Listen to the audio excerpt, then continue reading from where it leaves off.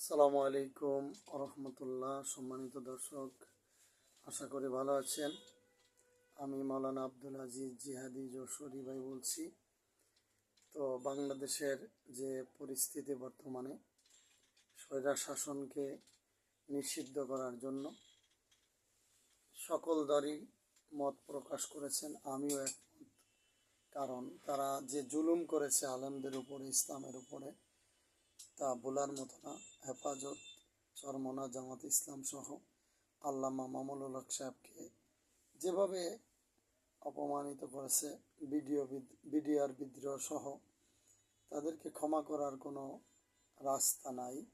তাদেরকে ক্ষমা করলে জাতির সাথে বেইমানি হবে। তো সম্মানিত দর্শক, আমরা যেহেতু দাওয়াতি কাজ করি, আল্লাহ সুবহানাহু ওয়া তাআলা বলেছেন, ওমান আহসানু কওলাম মিম্মান দাআ ইলাল্লাহ ওয়া আমিলা সালিহান ওয়া ক্বালা ইন্নানি মিনাল মুসলিমিন। তার কথার থেকে আর কার কথা উত্তম হতে পারে, যে মানুষকে আল্লাহর পথে ডাকে আর ঘোষণা করে আমি একজন মুসলমান।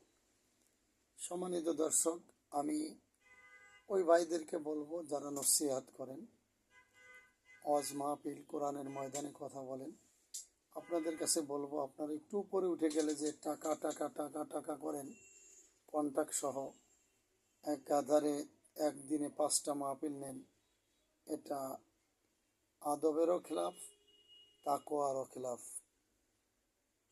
এজন্য আলেম সমাজ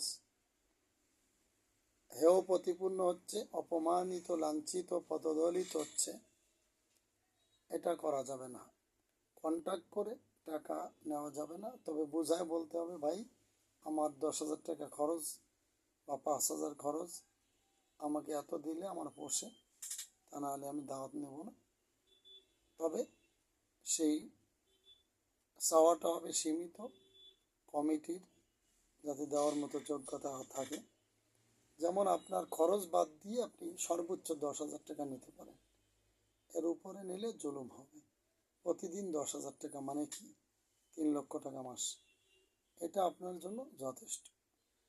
কন্ট্যাক্ট করে টাকা নেওয়া জায়েজ আছে, কিন্তু তাকওয়ার খেলাফ। আপনার থেকে আমি কি শিখলাম?